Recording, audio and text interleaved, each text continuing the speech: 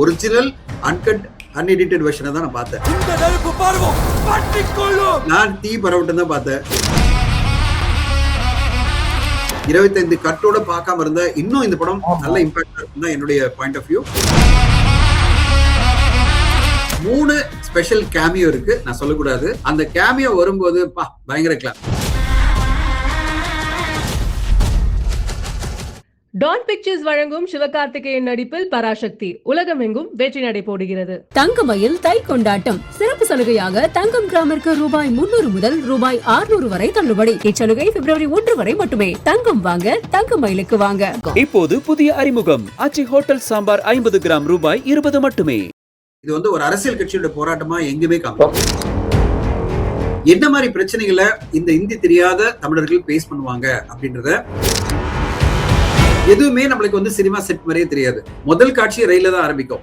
1959 கதை ஆரம்பிக்குது. 64 படம் முடியுது. சிவகார்த்திகேயன் அவர்கள் வந்து அவ்வளவு பிரமாதம் பண்ணி வச்சிருக்காரு. தமிழுக்காக போராடுறது யாரு பாத்தீங்கன்னா ஒரு தெலுங்கு போட்டி. ஒரு லாங்குவேஜ் இங்கிலீஷ், இன்னொரு லாங்குவேஜ் வந்து நீங்க தேர்ந்தெடுத்துக்கலாம் அப்படின்ற ஒரு பெரிய ரூலே வந்தது காரணமே இந்த போராட்டம் தான். ரவிமோகன் இதுல வெளிலாம் கிடையாது. ஒரு படத்துல எனர்ஜி கொண்டு வந்திருக்கிறது ஃபர்ஸ்ட் சீன்ல இருந்து பாத்தீங்கன்னா அதர்வ பத்தி தான். நான் ஒரு தமிழன் அப்படின்ற ஒரு உணர்வுபூர்வமான ஒரு பெருமை வந்து இந்த படத்தை பார்த்தோன்னு நமக்கு கிடைக்கும். அப்படிப்பட்ட படைப்பு தான் பராசக்தி.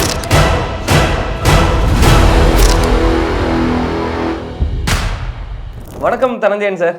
வணக்கம், நல்லா இருக்கீங்களா? நான் யூஎஸ்ல இருந்து உங்க கூட பேசுறது சந்தோஷமா இருக்கு. சொல்லுங்க. So happy sir. பராசக்தி பார்த்து முடிச்சிட்டீங்க. தீ எப்படி பரவி இருக்குன்னு தெரிஞ்சுக்கணுங்கிற ஒரு ஆர்வம் தான் சார்.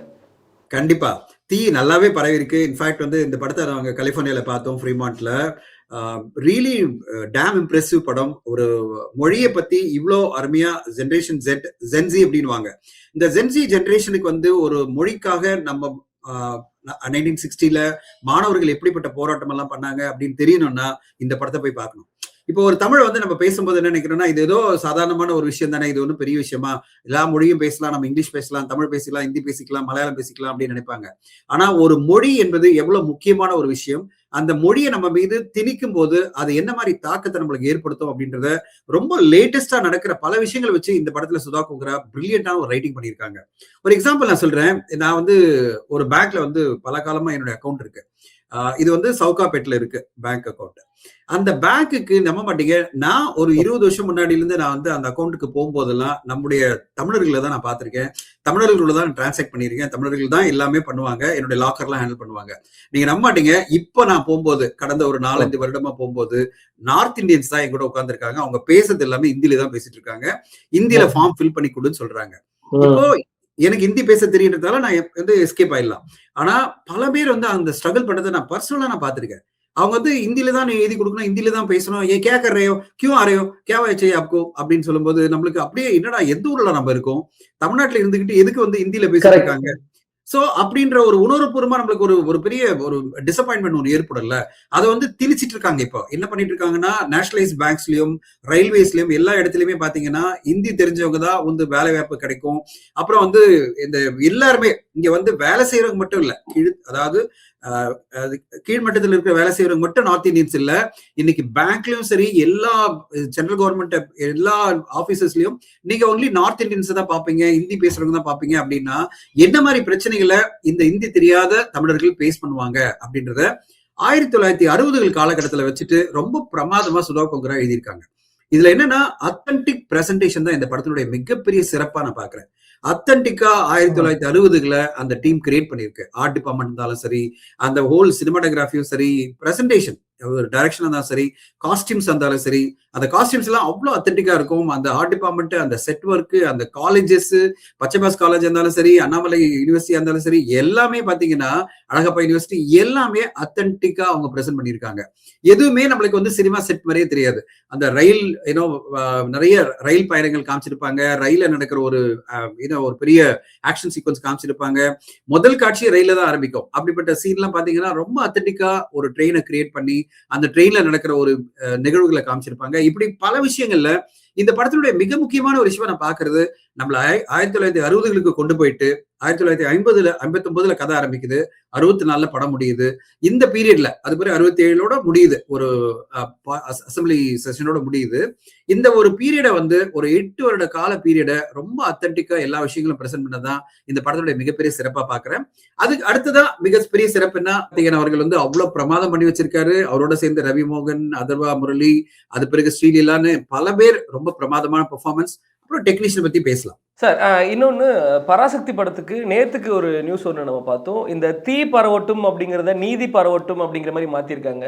ஸோ இந்த மாதிரி நிறைய வசனங்களை வந்து சென்சாரில் வந்து திருத்தி அமைச்சிருக்காங்க. அப்படிங்கிற பட்சத்தில் இப்போ தீ பரவட்டும் ஒரு கான்செப்ட், நீதி பரவட்டும்ங்கிறது வேற ஒரு டிஃப்ரெண்ட் கான்செப்டாக இருக்குது. ஸோ இதை எப்படி சார் நம்மளால் ஒன்றி பார்க்க முடியுது? லக்கிலி நான் வந்து யூஎஸ்ல அன்சென்சர்ட் அன்கட் வெர்ஷன் நான் வந்து கொஞ்சம் ஃபார்ச்சுனேட் சொல்ல முடியும். நான் தீ பரவட்டம் தான் பார்த்தேன். எல்லாமே தீ பரவட்டம் தான். இந்தி அரக்கி அவங்க வந்து என்னென்ன விஷயத்த மியூட் பண்ணாங்களோ, என்னென்ன விஷயத்த வந்து சிஜி மூலமா எரேஸ் பண்ணணும்னு சொன்னாங்களோ அதெல்லாம் நாங்க பார்க்கல. நான் ஒரிஜினல் அன்கட் அன்எடிட்டட் வெர்ஷனை தான் நான் பார்த்தேன். அதனால அந்த இம்பாக்ட் எனக்கு ரொம்ப அதிகமா இருக்கு. இன்ஃபேக்ட் வந்து நான் பாத்தீங்கன்னா அவங்க வந்து பிரமாதமா கிரியேட் பண்ணிருக்காங்க. அந்த படைப்பை அப்படியே தமிழர்கள் எல்லா இடத்துலயும் பார்த்துருந்தா நல்லா இருக்கும். இது மாதிரி 25 கட்டோட பார்க்காம இருந்தா இன்னும் இந்த படம் நல்ல இம்பாக்டா இருக்கும் தான் என்னுடைய பாயிண்ட் ஆஃப் வியூ. பட் அதெல்லாம் தாண்டி ஒரு திரைப்படம் என்பது எதுக்காக நம்ம போறோம்? ஒரு திரையரங்குக்கு நம்ம எல்லா திரைப்படத்தையும் என்டர்டெயின்மெண்ட்டுக்காக தான் போறோம் அப்படின்னு நினைச்சா இப்போ படங்களே எடுக்க முடியாது. இப்ப நீங்க வந்து இந்தியில பாத்தீங்கன்னா பல பயோபிக் கொண்டு வராங்க. பிரமாதமான பயோபிக் எல்லாம் கொண்டு வந்துட்டு இருக்காங்க. அந்த பயோபிக் எல்லாம் மிகப்பெரிய லெவல்ல பேசப்படுது. அப்போ அந்த மாதிரி படங்களை வந்து நம்ம பிரசன்ட் பண்ணும்போது தமிழ்ல ஒரு ஸ்லைஸ் ஆஃப் லைஃப்னு சொல்லுவாங்க.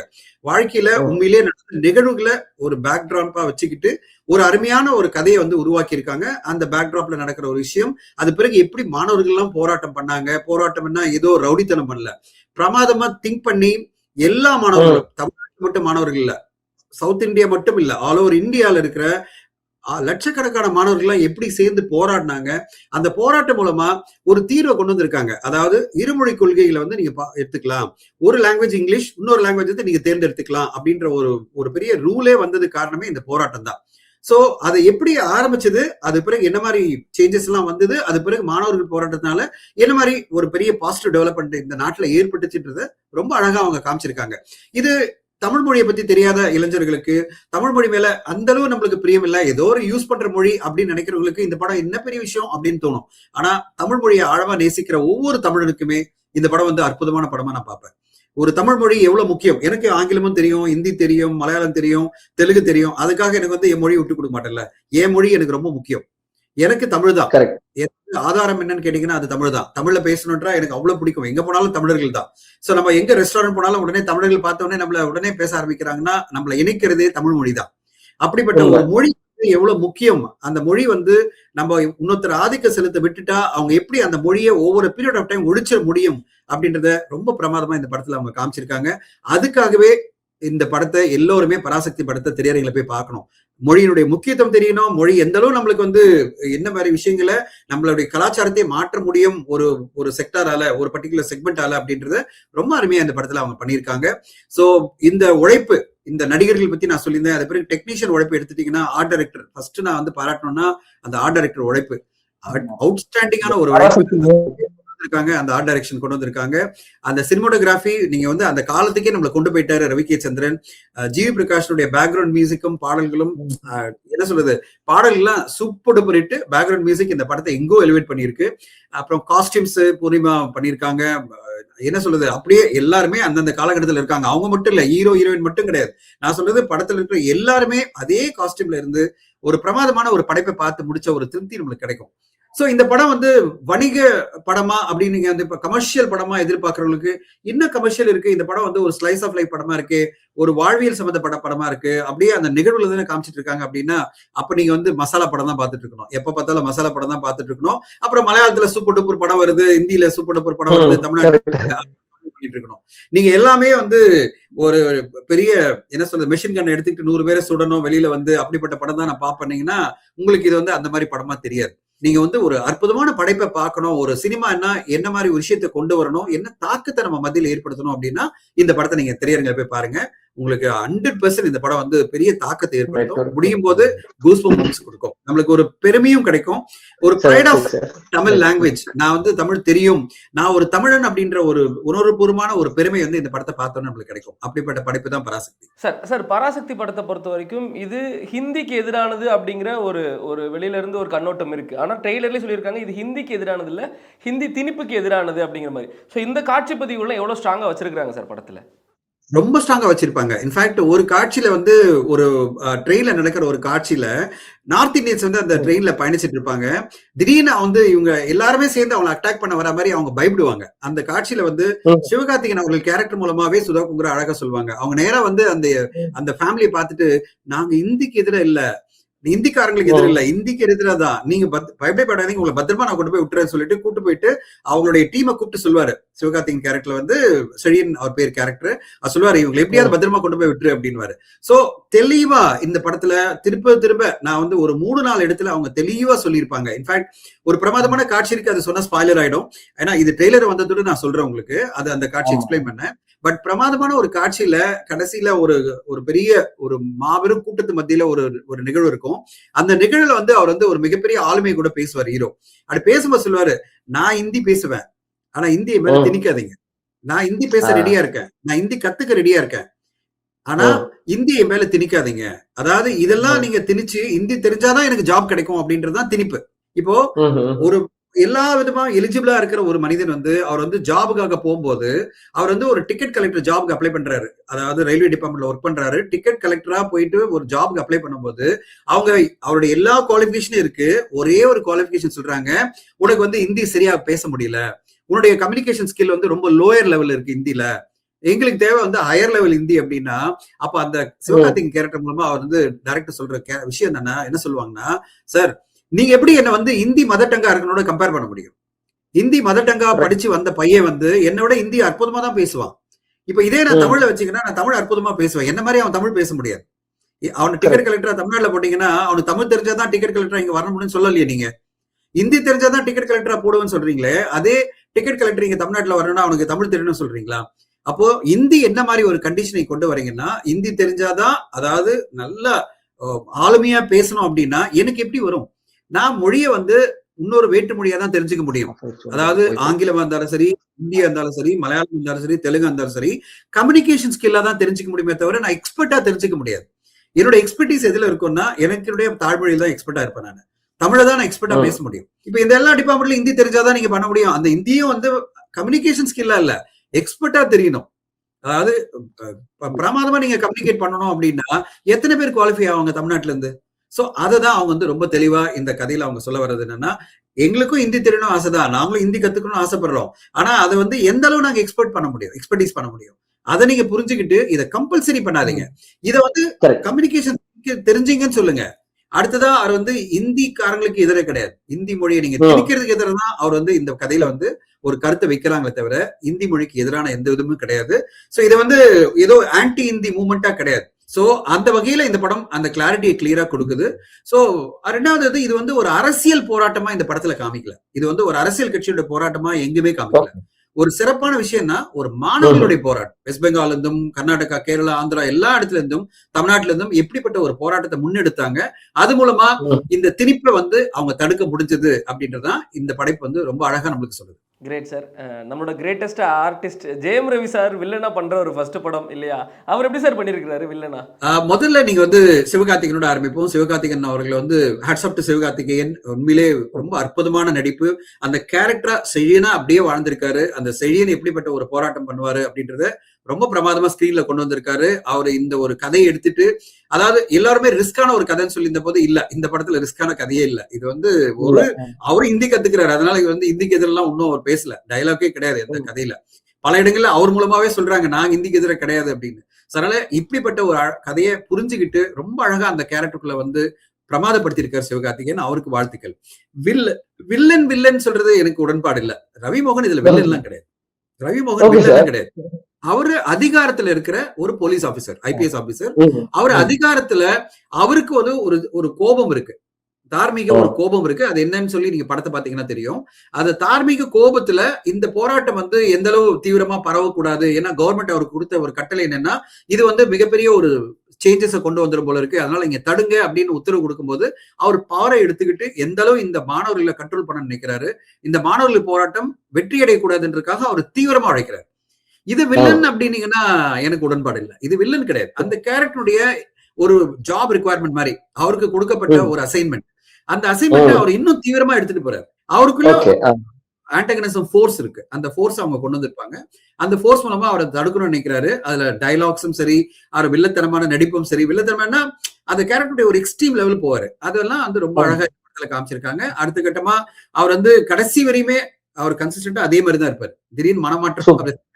வில்லனோட கிடையாது. கடைசி வரையும் நான் இப்படிதான் இருப்பேன் அப்படின்னு சொல்லிட்டு அப்படியே இருந்து முடிப்பாரு. சோ அந்த வகையில அவருடைய பிரமாதமான பெர்ஃபார்மன்ஸ் இருக்கு. அதர்வா முரளி பத்தி பேசி ஆகணும். ஒரு படத்துல எனர்ஜி கொண்டு வந்திருக்கிறது ஃபர்ஸ்ட் சீன்ல இருந்து பாத்தீங்கன்னா அதர்வா முரளி தான். இந்த படத்துல ஒரு பெரிய எனர்ஜி அவருக்கு கொடுத்திருப்பாரு. ஒரு ஒரு என்ன சொல்றது, ஒரு பரபரப்பான ஒரு எனர்ஜி சீன்ல ஒரு சீன்லயும் பரபரப்பான அவரு நல்லா நடிச்சிருக்காரு. ஒரு தம்பியா, சிவகார்த்திகேயனுடைய தம்பியா ரொம்ப அழகா அவர் வந்து நடிப்பு தான் இந்த படத்துல ஒரு பிளஸ்ஸா வந்திருக்கு. அதர்வாக்கும் என்னுடைய வாழ்த்துக்கள். இதை விட இந்த படத்தோட ஸ்பெஷாலிட்டி ஒன்று சொல்லிடுறேன். 3 ஸ்பெஷல் கேமியோ இருக்கு. நான் சொல்லக்கூடாது சார், என்ன சொல்றீங்க? பேர் சொல்லக்கூடாது. ஒரு வந்து கடைசியில கிளாப்ஸ் இந்த தியேட்டர் இங்க யுஎஸ்ஏல. ஓ யார் யார் யார் அப்படின்னு பாத்துருந்தாங்க. அப்புறம் 3வது ஒரு கேமியோ சொல்லக்கூடாது, ஸ்பாயிலரு. அது திரையரங்குல பார்த்தாதான் உங்களுக்கு தெரியும். அந்த கேமியோ வரும்போது பயங்கர கிளாப் தியேட்டர்ல. சோ இப்படி 3 கேமியோ, ஸ்பெஷல் கேமியோ பாப்புலர் நடிகர்கள்லாம் வந்திருக்காங்க. ரொம்ப பிரமாதப்படுத்திருக்காங்க. இனிஷியலா இந்த கதையை அறிமுகப்படுத்துறது இன்னொரு கேமியோ ஒருத்தர். அவர் ஒரு மாபெரும் நடிகர். இந்த படத்துல பிளஸ்கள் இருக்கு. அதுவும் அது பிறகு நான் ஸ்ரீலீலா பத்தி சொல்லணும்னா ரொம்ப தப்பாயிடும். ஒரு தெலுங்கு பொண்ணா அறிமுகப்படுத்திருப்பாங்க பாருங்க. தமிழுக்காக போராடுறது யாரு பாத்தீங்கன்னா ஒரு தெலுங்கு பொண்ணு. ஓகே. சோ அந்த தெலுங்கு பொண்ணு கடைசியில தமிழ்ல பேசுறதுக்கு தயக்கமான ஒரு பொண்ணு. அந்த பொண்ணு எப்படிப்பட்ட ஒரு தமிழ் ஒரு பேரொரையே ஆற்றுவாங்க மைக்ல. அப்படியெல்லாம் சீன்ஸ் எல்லாம் ரொம்ப அருமையா பண்ணியிருக்காங்க சுதா கொங்கரா. சோ ஓவராலா பல பேர் இந்த படத்துல மிகப்பெரிய கான்ட்ரிபியூஷன் பண்ணியிருக்காங்க. நான் ஏற்கனவே சொன்ன மாதிரி டெக்னீஷியன் சொன்ன மாதிரி ஆர்டிஸ்ட் எல்லாருமே சேர்ந்து ஒரு முக்கியமா தமிழ் சினிமால இந்த பொங்கலுக்கு நம்ம தமிழ் உணர்வோடு இருக்கிற எல்லாருமே சேர்ந்து பார்த்து ரசிக்கக்கூடிய ஒரு படம். பல விஷயங்களை தெரிஞ்சுக்கக்கூடிய ஒரு படம். இந்த படம் மூலமா நம்மள வந்து பல விஷயங்களை தெரிஞ்சுக்கலாம். எப்படிப்பட்ட மாணவர்கள் போராட்டம், எதுக்காக இது பண்ணாங்க, கடைசியில இந்த மாணவர்கள் போராட்டம் தான் இன்னைக்கு அரசாங்கம் என்ன மாதிரி மாற்றத்தை கொண்டு வந்திருக்கோ, மொழி எந்த அளவு 2 லாங்குவேஜ் ஃபார்முலா இன்னைக்கு தமிழ்நாட்டுல இன்னும் இருக்கோ, அதுக்கு ஒரு காரணம் மாணவர்கள் சேர்ந்து பண்ண போராட்டம் தான். மாணவர்கள் தான் இந்த போராட்டத்தை பண்ணி இந்த வெற்றியை நம்மள கொண்டு வந்து கொடுத்திருக்காங்க. அதை அரசாங்கம் வந்து கம்ப்ளீட்டா இம்ப்ளிமெண்ட் பண்ணது வந்து திமுக அரசாங்கம் அந்த காலகட்டத்துல. அதை உடனே அவங்க வந்து அரசாங்கம் வந்து சட்டசபையில இது பண்ணி இம்ப்ளிமெண்ட் பண்ணிட்டாங்க. சோ இப்படி ஒரு போராட்டத்தை முன்னெடுத்த மாணவர்களுக்காக ஒரு ட்ரிபியூட் தான் இந்த படம். அப்படி மாணவர்கள் பல பேர் அந்த போராட்டத்துல உயிரிழந்திருக்காங்க. அந்த மாணவர்களை பத்தியான ஒரு படம். தமிழ்நாட்டுல மட்டும் இல்ல, பல மொழிகள்ல இருந்த மாணவர்கள்லாம் எப்படி இதுக்காக உயிரிழந்தாங்க அப்படின்றத அழகா கேப்சர் பண்ணி சுதா கொங்கரா நம்மளுக்கு அந்த வாழ்க்கைக்கே கொண்டு போயிருக்காங்க. 1959 ஆரம்பிச்ச ஒரு கதை 1967 வரையும் என்ன மாதிரி நிகழ்வுகள் நடந்தது, ஒரு பீரியட் டிராமாக்குள்ள போயிட்டு நம்ம அந்த வாழ்க்கையை வாழ்ந்து பார்த்துட்டு அப்பா எப்படிப்பட்ட அச்சீவ்மெண்ட்பா இந்த மாணவர்கள்லாம் அப்படின்னு பெருமைப்பட்டுட்டு வெளியில வரும்போது நம்ம மொழி மேல மார்த்தட்டிக்கிட்டு நம்ம சந்தோஷமா தமிழன் அப்படின்ற உணர்வோட நம்ம பெருமையோட பார்க்க வேண்டிய ஒரு படமா தான் நான் பாக்குறேன் பராசக்தி படத்தை. டான் பிக்சர்ஸ் வழங்கும் சிவகார்த்திகேயன் நடிப்பில் பராசக்தி உலகமெங்கும் வெற்றி நடை போடுகிறது. தங்கமயில் தை கொண்டாட்டம் சிறப்பு சலுகையாக தங்கம் கிராமிற்கு ரூபாய் 300 முதல் ரூபாய் 600 வரை தள்ளுபடி. இச்சலுகை பிப்ரவரி 1 வரை மட்டுமே. தங்கம் வாங்க தங்கமயிலுக்கு வாங்க. இப்போது புதிய அறிமுகம் ஆச்சி ஹோட்டல் சாம்பார் 50 கிராம் ரூபாய் 20 மட்டுமே.